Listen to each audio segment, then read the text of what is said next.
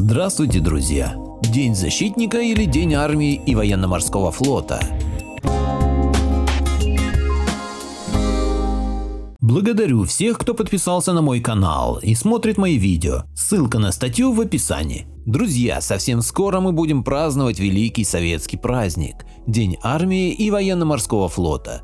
Ныне ему, конечно, сменили название, и теперь он называется День защитника. Прямо как какой-то голливудский комикс.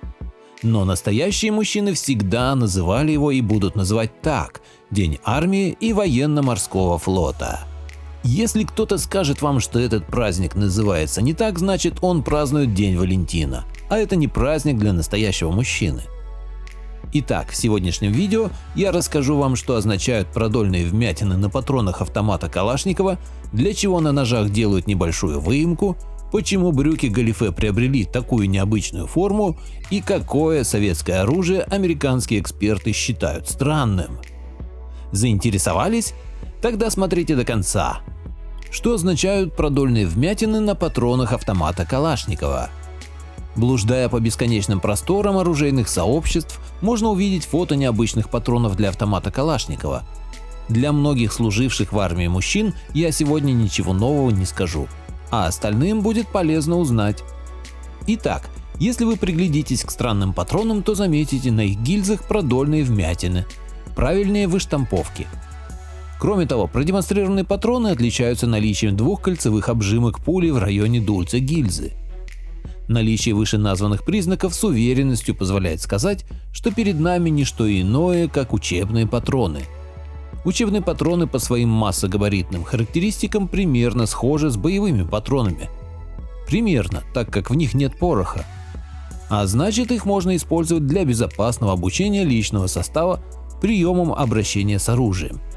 Сюда же входят и тренировки по быстрому снаряжению магазина. Продольные выштамповки на гильзе являются отличительной чертой учебных патронов не только патрона 4,45, но и других отечественных патронов, таких как 7,62, 12,7 и других. Для чего на ножах делают небольшую выемку? Еще с древних времен люди, в особенности мужчины, относились к ножам и клинкам не только как к средству для приготовления пищи или ведения войны против врагов своей земли, а как к настоящему искусству. За все время существования ножей была придумана среди славян даже языческая культура со своим богом ножей. Многого до наших дней люди сохранить не смогли, но мало кто знает, что всякие узоры и другие способы украшения и уникализации ножей и клинков сегодня немногое, что дошло из времен поклонения ножам. Но сегодня мы поговорим не об этой, по мнению многих, ереси, а об одной примечательной детали на многих клинках ножей. Речь пойдет о такой вот выемке на лезвии, которая расположена близко к рукояти ножа. Ее еще называют рикассо.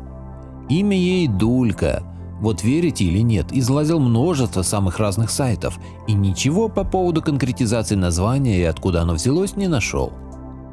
Интересно, а Дулька имеет какой-то свой смысл и принадлежит ли она к символу культа ножей? Напишите в комментариях. Дулька на лезвие наносится для дополнительной информации перед заточкой, а именно она может сказать о границах лезвия, которые следует соблюдать при заточке ножа. Это вообще-то у многих лезвий соблюдается одинаково, то есть существует определенное расстояние от рукояти до границы заточки лезвия. Бывалые и опытные люди умеют определять ее на глаз, так что дулька им особо и не нужна. Но вот для новичков это довольно полезный этакий информатор. Почему брюки галифе приобрели такую необычную форму? Наверное, многие задавались вопросом, почему в конце 19-го, первой половине 20 века фирменные брюки офицеров различных армий и российской в том числе приобрели такой необычный фасон, расширенные в паху и до колен, но сильно зауженные от колен и ниже, на голенях. Популярность их была очень высока. Примерно за 30 лет с момента появления они распространились в армиях почти всей Европы. Причем, что примечательно, в первую очередь в кавалерии, хотя впоследствии в армиях отдельных стран и в пехоте тоже. Так в Красной армии брюки галифе носили командиры, с 1943 года офицеры, и обычной пехоты, и артиллерии, и ВВС, и НКВД. Они, правда, стали не такими широкими по сравнению с первоначальной моделью конца 19 века. Зато переход от расширенной части к зауженной сделался более отчетливым. Кстати, если вы внимательны, то заметите, практически всегда галифе идут в комплекте с высокими, но узкими сапогами. Версия легендарная. Изобретатель брюк галифе нам известен. Это французский генерал от кавалерии Гастон Александр Огюст де Галифе. Собственно, его имя легендарные штаны и приобрели. Они появились после франко-прусской войны 1870-1871 годов. Легендарная версия гласит, что на поле боя Гастон де Галифе был тяжело ранен в бедро. Оно искривилось и стало выглядеть очень неприглядно. Особенно некрасиво травмированная часть тела смотрелась в лосинах, которые в то время были основным видом брюк в европейской кавалерии. После войны это генерал, прославившийся лихой кавалерийской атакой под Седаном, и изобрел расширенные в верхней части брюки, чтобы прятать увечья. Смягченный вариант легенды гласит, что Галифе просто-напросто испытывал комплексы из-за того, что был кривоног, как многие конники. Увы, и то, и другое лишь басни. Причина появления оригинальной формы галифе гораздо проще, хотя и впрямь связана с кавалерией. На самом деле, по моде первой половины 19 века европейские военные носили очень узкие обтягивающие штаны, лосины, чикчиры, гусарский вариант и тому подобное. Смотрелось красиво, но было очень неудобно в носке. К тому же зимой в плотно облегающих штанах холодно, а летом жарко. Нет теплоизолирующей прослойки воздуха. Особенно неудобно в узких штанах садиться на лошадь. Того и гляди, треснет на самом интересном месте, когда ногу через круп перекидываешь. К концу 19 века акцент в армейской моде с «главное, чтобы красиво» стал смещаться в сторону удобства, немаркости, удобства надевания, одним словом, пущей утилитарности и прагматичности.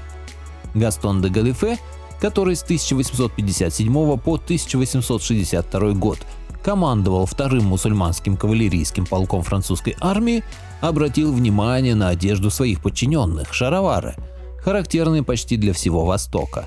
Это была кавалерия Спаги, довольно известная конница французских колониальных войск, родом из Алжира. Похожее обмундирование, короткие куртки и широченные шаровары носили и зуавы, стрелки-алжирцы колониальной французской пехоты того времени. Но сапоги у конников Спаги были довольно короткими, и то заправлять в них шаровары, а на выпуск поверх голенищ штаны в европейских армиях той поры никогда не носились, было сущим мучением. Недостатком шаровар с точки зрения офицера-европейца был именно этот момент – стадия заправки штанов в сапоги. И тут Гастону де Галифе пришла на ум гениальная идея – совместить лосины и шаровары. Сверху свободно, легко надевать, ничего нигде не натирает и не жмет, снизу заужено, очень удобно быстро по тревоге напяливать сапоги. Он опробовал новый фасон на своих бойцах во время экспедиции в Мексику в 1860-1965 годах. Фасон был признан удачным. А в 1899 году Гастон Александр Огюст де Галифе стал военным министром и ввел новый фасон кавалерийских брюк во французской коннице поголовно. После этого галифе распространились по всему миру в самых разных родах войск, разве что стали уже не такими шароваристыми. В верхней части крой стал поуже и построже, а к коленям штаны галифе, принятые в некоторых армиях, стали расширяться. Американские эксперты перечислили самое странное советское оружие. Американские эксперты назвали самые странные советские разработки. Речь идет только об образцах автоматов. В Советском Союзе, по словам специалистов, создали ряд необычных автоматов, в которых магазин и ударный механизм располагались в прикладе за спусковым крючком. Так в автоматах ТКБ-011 и ТКБ-022 изогнутый магазин вставлялся в приклад, что делало их очень компактными. Эксперты отметили, что это оружие прекрасно смотрелось бы в кино про пришельцев. Автомат ТКБ-014Б удивил американского журналиста невероятным темпом стрельбы. В режиме автоматического огня он мог выдавать до 2000 выстрелов в минуту. Причем автомат почти не терял в точности. ТКБ-59 с 3 стволами и тройным магазином тоже сильно поразил американского эксперта. Стоит отметить, что ни один из образцов не был принят на вооружение.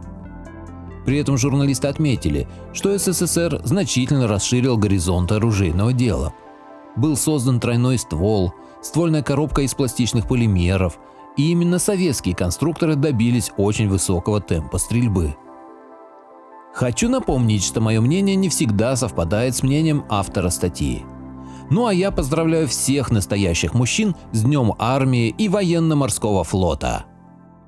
Поделитесь моим видео в соцсетях с родными, друзьями и знакомыми. Люди имеют право знать все точки зрения. Всем спасибо за внимание, буду рад вас видеть на своем канале снова.